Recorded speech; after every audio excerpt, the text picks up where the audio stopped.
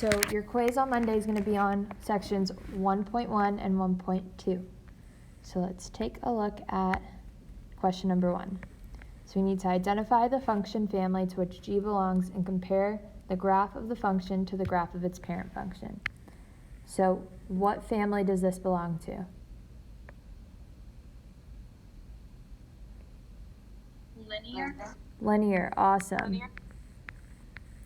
So this is linear. Now we look at our equation to see what transformations are happening. So what does this 1/3 tell us?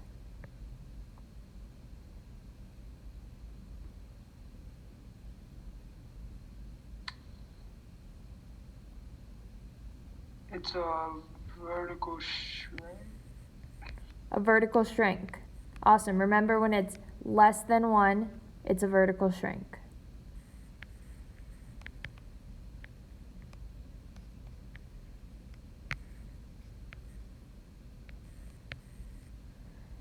And now what does this -1 tell us?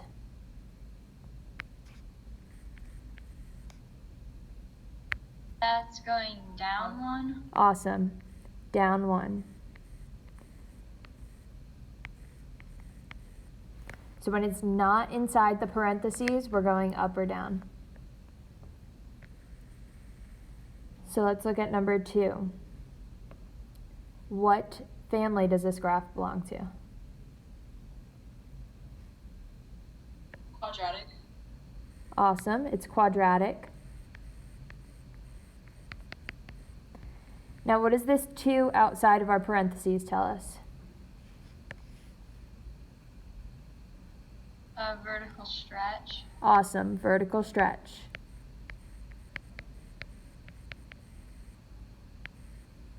And then what does this +1 inside the parentheses tell us?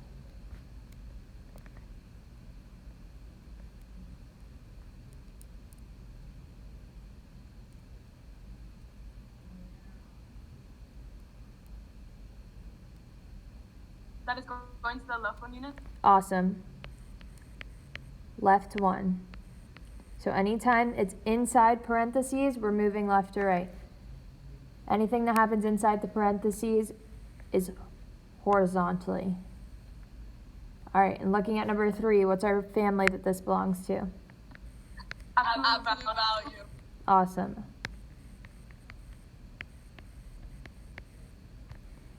And then what does this +1 inside tell us?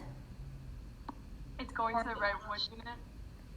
Lexi and Olivia, are you guys in the same room together? Yeah. That's funny. Okay, so we're going left 1. And then what does the -2 tell us? And It's down. going down 2. Down 2. Awesome. All right, any questions from the first 3?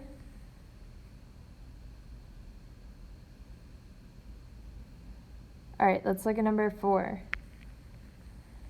We need to graph the function and its parent function, then describe the transformation. So what family does number 4 belong to? Linear. It's not linear.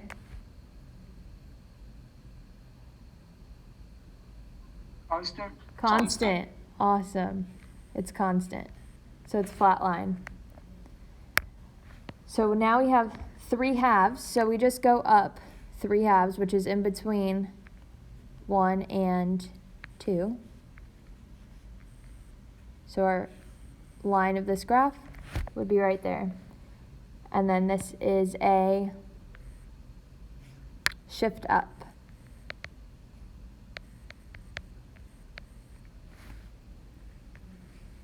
Now let's look at number 5. What family does this belong to?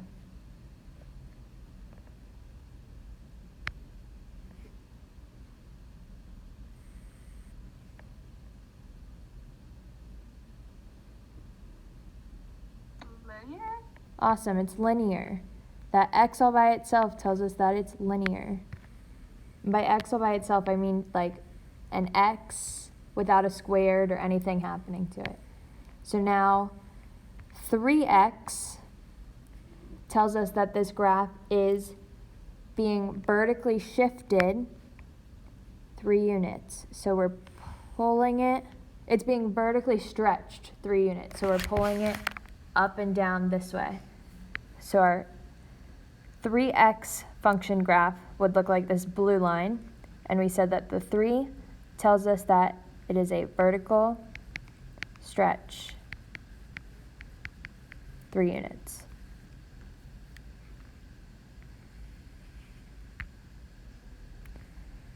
Okay, let's look at number 6.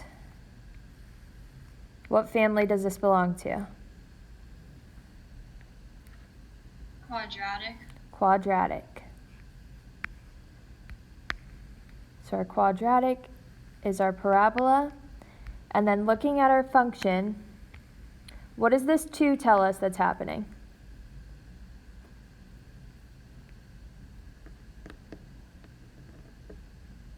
Is it going up Vertical. to? The 2 tells us 2 is being multiplied, so it's a stretch or shrink. And it's outside, so it happens vertically. So it's a vertical stretch. So we're stretching it vertically. And then what does this 1 tell us? The minus 1 on the inside. Right It's one. going one. Right 1. So we're shifting our graph to the right one and stretching it vertically. So going back to our graph, we take the same pink graph, but move it to the right one and stretch it up to make it skinnier.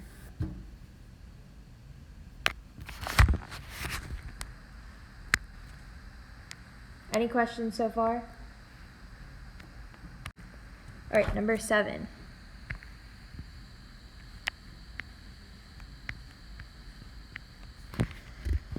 So what family does this graph belong to?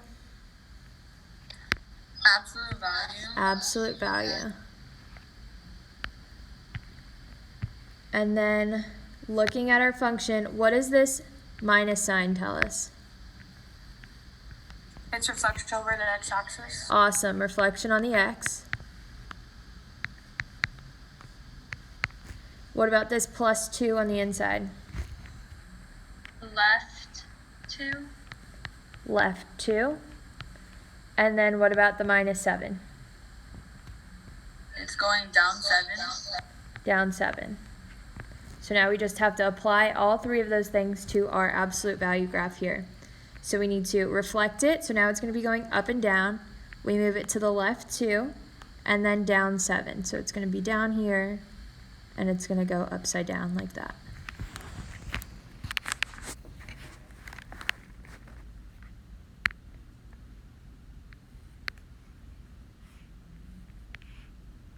Miss Carver, Yep. for the quiz on Monday, we'll be doing those little, I don't know how to explain it, because in the notes we had like a little square box where we did like the -2, -1, 0. So that square box is only to help you graph. So if we wanted to, we could have made a little table and then plugged in values for x. So we could plug in -1, 0, +1, and found values for y, and then we could help us graph using that.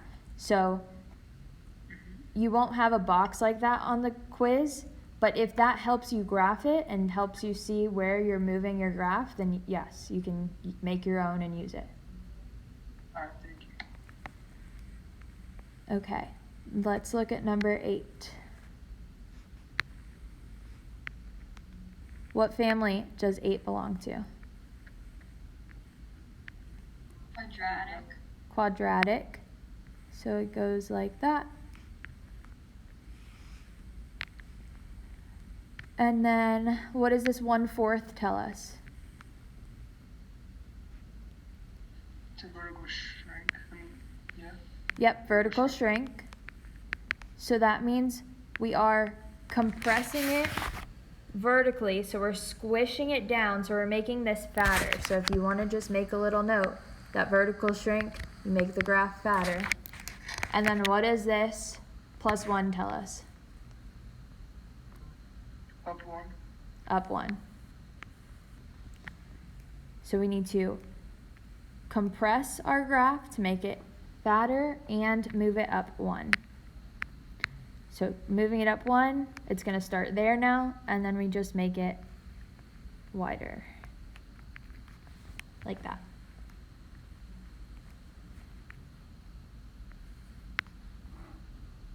One more thing, Ms. Carver. Yep. Is a vertical shrink and horizontal stretch like the same image? Sometimes yes, when you don't move the graph left or right, it's the same thing, but if you, like let's say, I'll do an example over here. If we had a graph like this, if we are compressing this, let's say we are compressing it towards the x-axis, so we're doing a horizontal compression, or compress towards the y-axis, so horizontal compression, we're squeezing it in. It would get shifted a bit and it would get skinnier, so it would be like this when we're squeezing it inside. But if we are vertically stretching it, it stays where it's at, so it would stay here and then just get skinnier. So the only time that those two are different, so a vertical stretch and a horizontal shrink,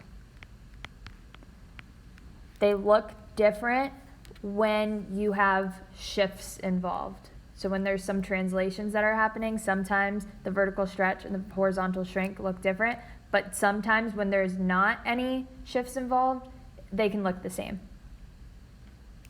Okay. Thank you. You're welcome. Okay, so going back to number 9, what family does this graph belong to? Linear. It's linear. And then what does this negative tell us?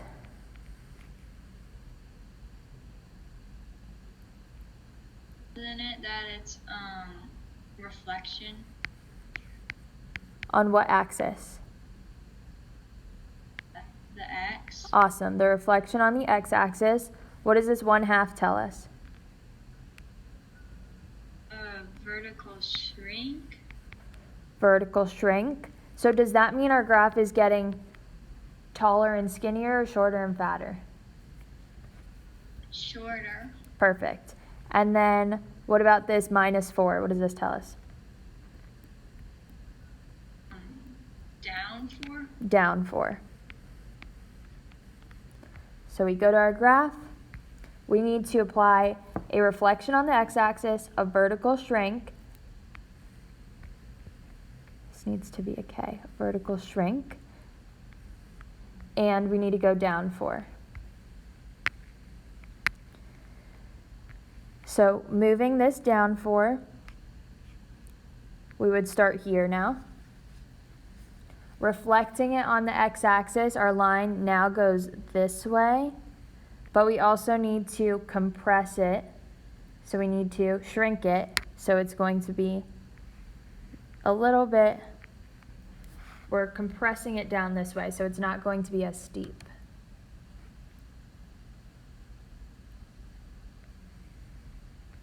Okay, any questions from this section, 4 through 9? All right, let's move on to 10.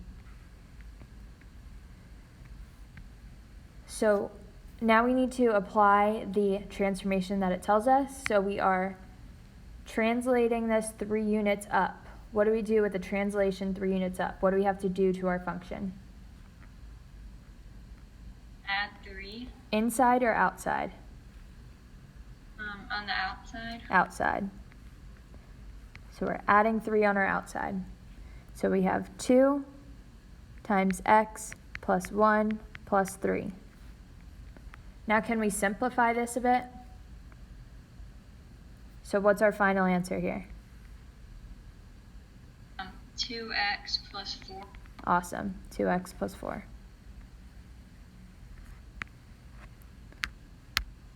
Now let's look at 11. We have a vertical shrink by a factor of 1/2. What do we have to do to our graph to apply a vertical shrink of 1/2?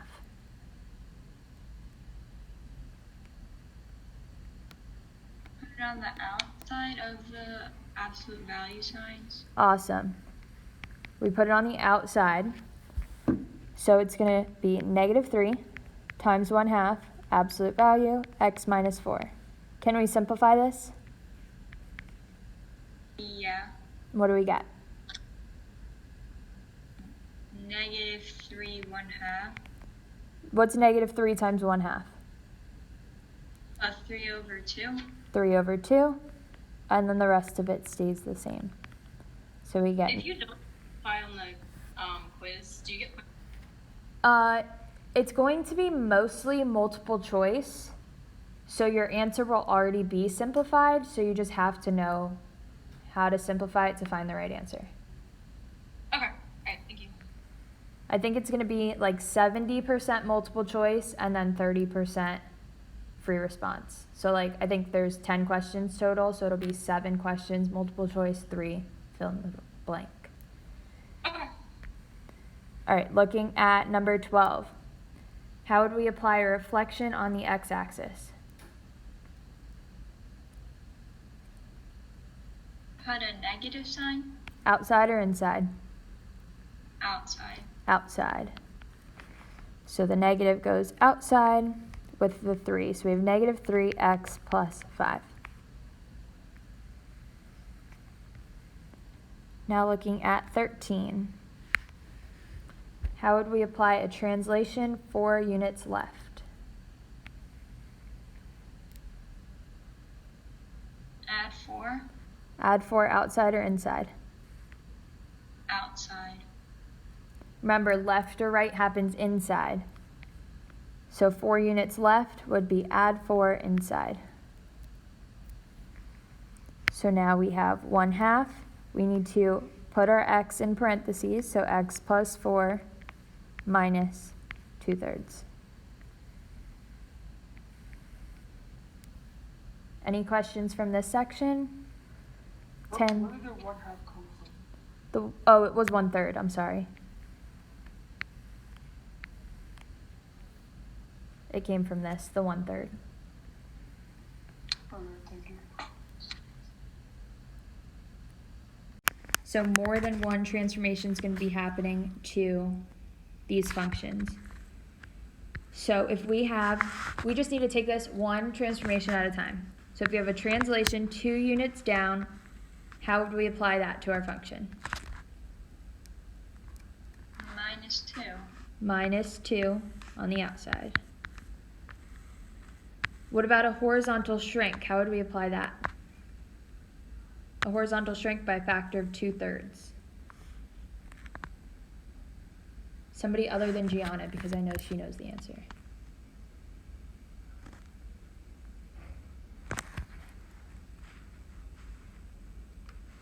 Multiply by 3 over 2. Awesome. Remember when it says horizontal, we have to do the reciprocal. I was right. Yep, you were right. So horizontal means that we have to flip it. So we're multiplying it by 3 over 2 on the outside or inside? The outside, Horizontal happens on the inside. the inside. So remember, anything horizontal, anything left or right, when you're moving horizontal, it's on the inside. Okay, thank you. But vertical's on the outside. Vertical's on the outside. So that means up or down is also on the outside. So now we just apply that to our function. We just have a basic x, so we can do 3/2 x minus 2.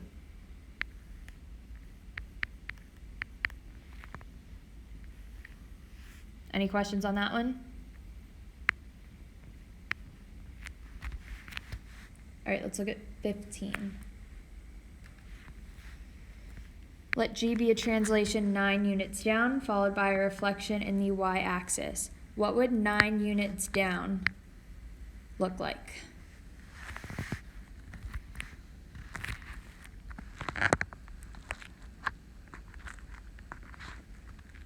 What do we need to do to our x to move our graph 9 units down?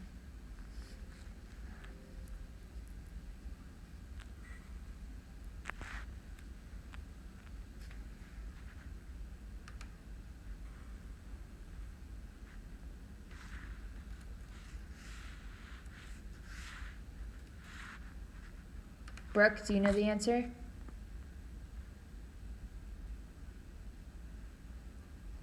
What about Carolina? Do you know the answer? You have to subtract 9. Subtract 9. So 9 units down means that we are subtracting 9. So we have x minus 9. Since it's going down, that means it's a vertical shift, so it's outside. What about a reflection on the y-axis? What do we need to do? It's a negative inside the parentheses. A negative inside the parentheses. Awesome. So now we just apply both of those to our x. So we have negative x minus 9.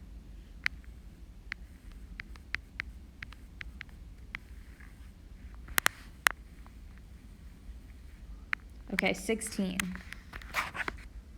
Let G be a reflection in the x-axis. So that's our first thing that's happening. What do we do when we have a reflection in the x-axis? Negative on the outside. Negative on the outside.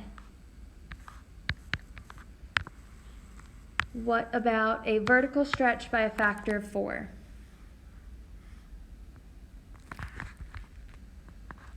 Times 4 on the outside. Times 4 on the outside. Awesome.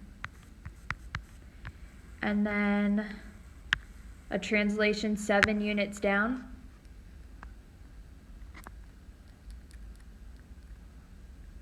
Minus 7 on the inside. Down is inside or outside? Inside. Remember, down happens vertically, and everything vertically is outside. So we would subtract 7 on the outside, and then 1 unit right would be what?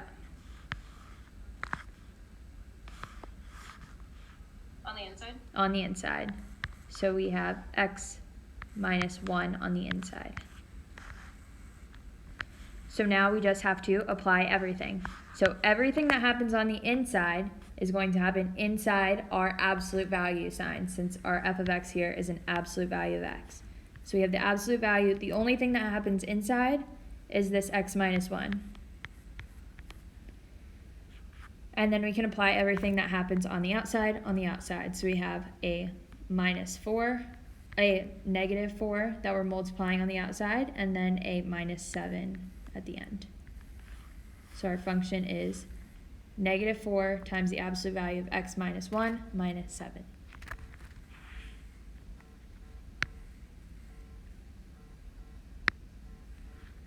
(17) Let G be a translation 1 unit down and 2 units left, followed by a vertical shrink by a factor of 1/2. So one thing at a time. We have a translation 1 unit down.